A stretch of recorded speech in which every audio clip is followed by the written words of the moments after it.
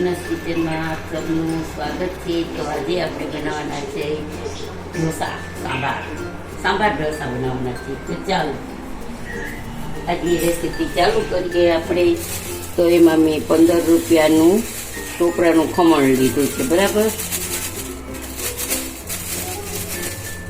અને 15 રૂપિયાની દાળિયાની દાળ લીધી છે. અને આપણે 6-7 મરચાં સમારી લીધા છે ઝીણા. અને સ્વાદ અનુસાર નિમક નાખશું. નિમક ઓછું નાખવાનું, કારણ કે દાળિયાની દાળનો ખારી ન હોય, પણ ખબર નહીં ખારાશ આવીતી જ હોય એટલે થોડુંક ખારું થઈ જાય છે.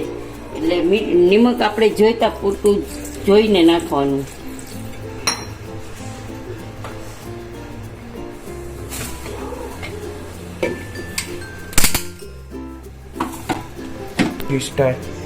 તો આપણે મિક્સર ગ્રાઇન્ડરમાં ફેરવી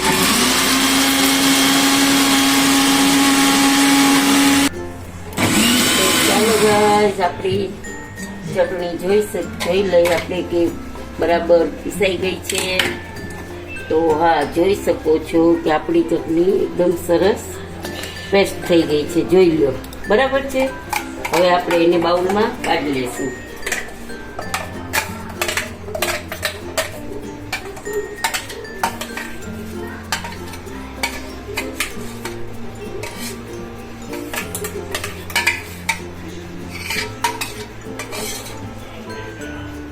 તો જોઈ શકો છો તમે, જેટલું પાણી નાખવું હોય એટલું નખાય. પાતળી કરવી હોય એટલી.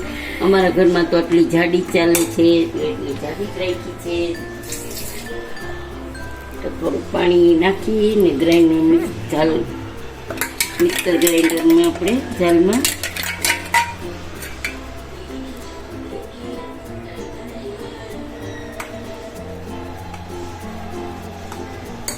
હવે આમાં જ આપણે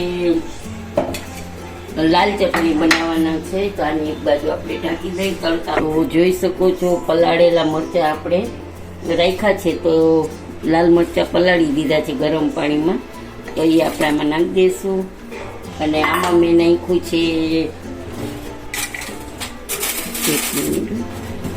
નાખ્યું છે દાળિયાની દાળ અને ટોપરાનું ખમણ, સૂકા ટોપરાનું ખમણ.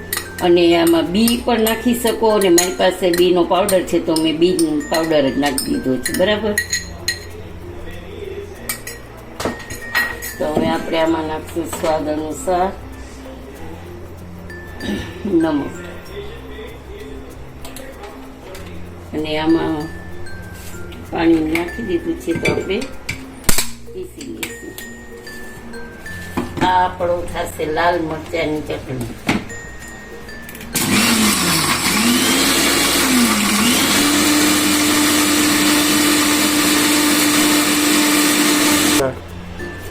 જોઈ શકો છો આપણી લાલ મરચાંની પેસ્ટ તૈયાર થઈ ગઈ છે.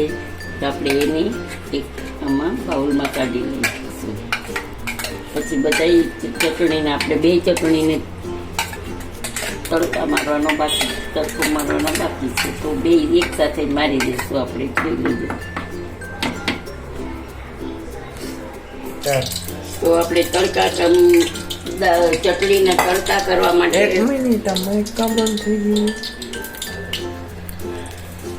ચટણીના તડકા માટે આપણે તેલ મૂકી દીધું છે. તો એમાં રાઈ નાખી દઈશું. પછી હિંગ નાખી દઈશું. અને પછી ગેસને બંધ કરી દઈશું. અને પછી નાખી દઈશું કઢી પત્તા. તો જોઈ શકો છો કે આપણો વઘાર તૈયાર છે. તો આપણે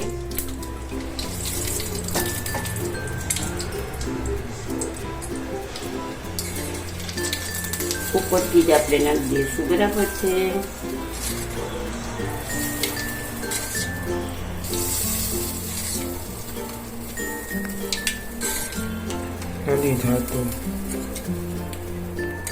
નથી દેખાતું? દેખાય.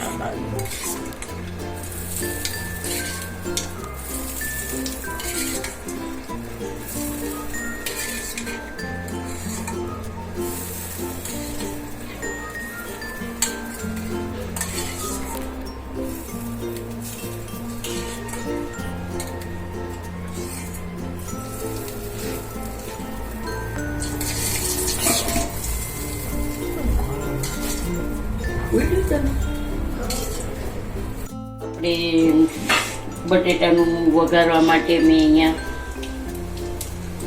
રાઈ નાખી દીધી છે, હિંગ નાખી છે અને પહેલાં આપણે નાખશું ડુંગળી. બરાબર, તો મેં ડુંગળી ઝીણી ઝીણી સમારી લીધી છે, બટેટા બાફીને પણ ઝીણા ઝીણા સમારી લીધા છે. તો તમે જોઈ શકો છો કે આપણી ડુંગળી એકદમ ઝીણી છે, બારીક બારીક. તેમાં પોતે કરી લઈશું. પહેલાં ગેસ ફાસ્ટ કરી દઈશું. હવે આપણે હળદર નાખી દઈશું અને 1 ચમચી નિમક નાખી દઈશું આપણે.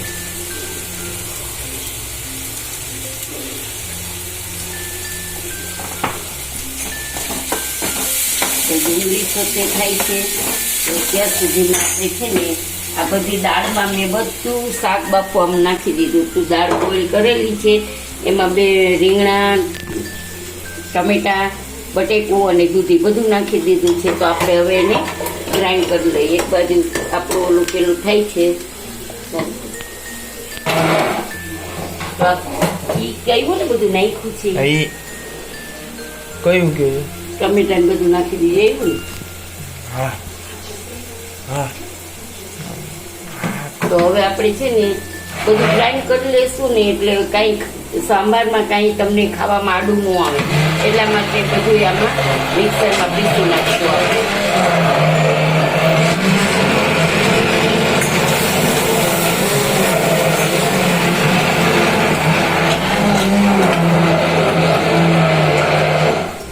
તો જોઈ શકો છો ગાઈસ કે આપણી દાળ એકદમ એકરસ થઈ ગઈ છે. હવે એને આપણે મસાલો કરી અને ઉકળવા મૂકી દઈશું નાના ગેસે. બરાબર, આમ બાજુ મૂકી દઈશું આપણે ઉકળવા. તો આમ બાજુ આપણું 1 ચમચી હિંગ નાખશું, 1 ચમચી મરચું પાવડર નાખશું, ધાણા જીરું નાખશું અને ગરમ મસાલો આપણે છેલ્લે નાખશું. નિમક તમે બોઇલ કરવામાં જ નાખી દીધું છે. આમ બાજુ આપણું આ તૈયાર થઈ ગઈ છે, ડુંગળી ચોટડાઈ ગઈ છે એકદમ. તો આમાંય મસાલો કરી નાખશું, લાલ મરચું પાવડર નાખશું, 1 ચમચી 1.5 ચમચી ધાણા જીરું નાખશું અને નિમક તો મેં આમાંય પહેલાં આપણે નાખી દીધું છે.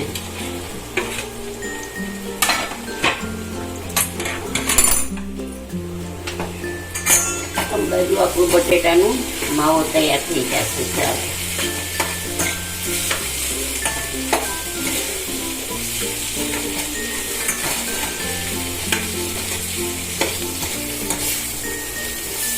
નાના છોકરાઓને ખાવા હોય ને તો તમે ખાલી હળદર ને નિમક જ નાખીને કરી શકો છો, પણ આપણે તો અહીંયા મોટાને ખાવું છે એટલે જરાક મસાલેદાર ને ચટાકેદાર જોઈ છે બધાને. તો આપણે લાલ મરચું પાવડર નાખ્યું છે. બટેટાના બાફેલ બટેટાના કટકા છે ને ઝીણા ઝીણા કરશો ને તો તમને મજા આવશે, ખાવામાં પણ સારું લાગશે. તો આપણું પૂરણ તૈયાર છે. તો આપણે ગેસ બંધ કરી દઈશું અને આમ બાજુ આપણી દાળ ઉકળી જાય પછી આપણે એનો વઘાર કરી નાખશું. બસ, આમાં બીજું કંઈ મસાલો કરવાનું છે નહીં. દાળને આપણે ચલાવી દઈએ.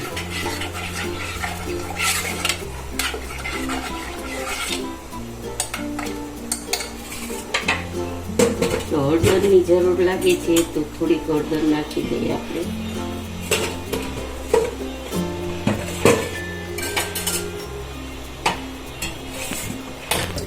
તો ચાલો આપણે જો આ બેટરનું પલાળેલું છે આખો, તો એમાં આપણે નિમક નાખી દઈએ.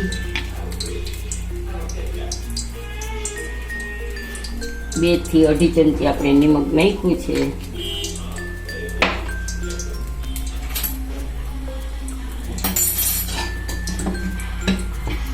પછી તેને હલાવી દઈશું.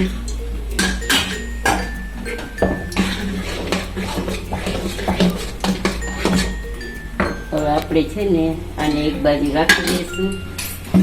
પછી અહીંયા તેલ મૂકી દીધું છે. તો તો વઘાર માટે સાંભારનો વઘાર આપણે કરવાનો છે.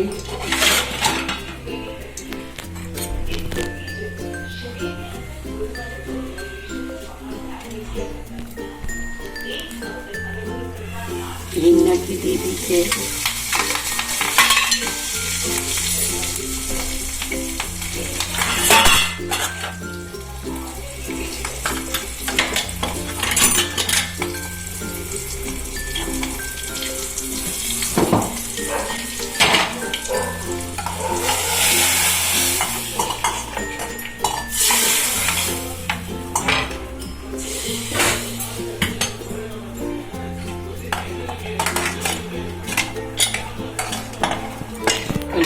ચમચી જેટલો આપણે સાંભાર મસાલો નાખશું. મારી પાસે તો એવરેસ્ટનો છે એટલે મેં એ નાખ્યો છે. તમે તો ગમે એ ઘરે બનાવેલો હોય તો એ પણ નાખી શકો છો.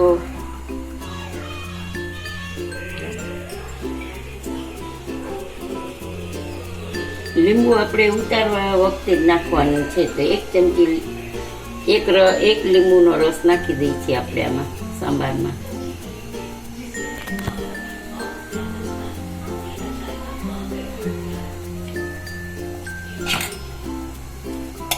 ઉકળી જાય એટલે આપણે બંધ કરી દઈશું.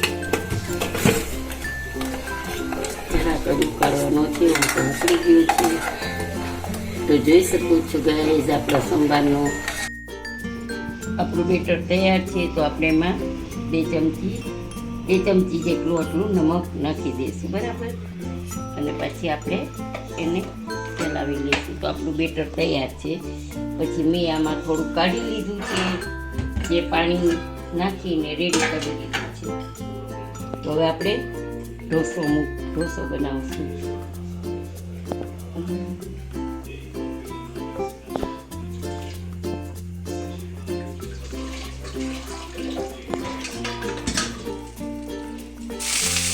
તો આપણો તવો એકદમ તપી ગયો છે. સરસ રેડી છે.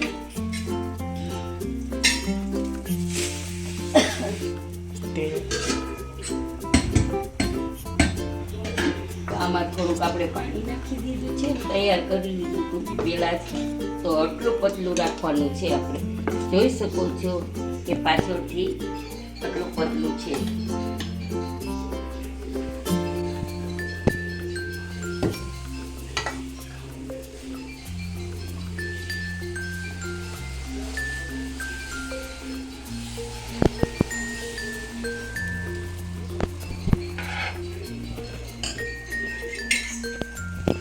હવે આપણે આપણો ઢોસો તૈયાર છે. ઉપર થોડું તેલ નાખી દઈશું.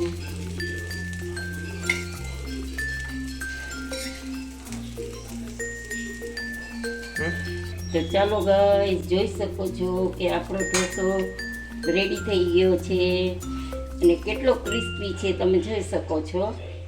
તો ઉખડવામાં તમને ફેરવવામાં કાંઈ વાંધો નહીં આવે. તો કેટલો કડક છે જોઈ શકો છો. તો ચાલો આપણો ઢોસો ચાલો ગાઈસ આપણો બીજો ઢોસો છે એ લસણીઓ બનાવી છે. લસણવાળા ઢોસાની ફરમાઈશ આવી છે તો એ આપણે લસણીઓ બનાવી છે.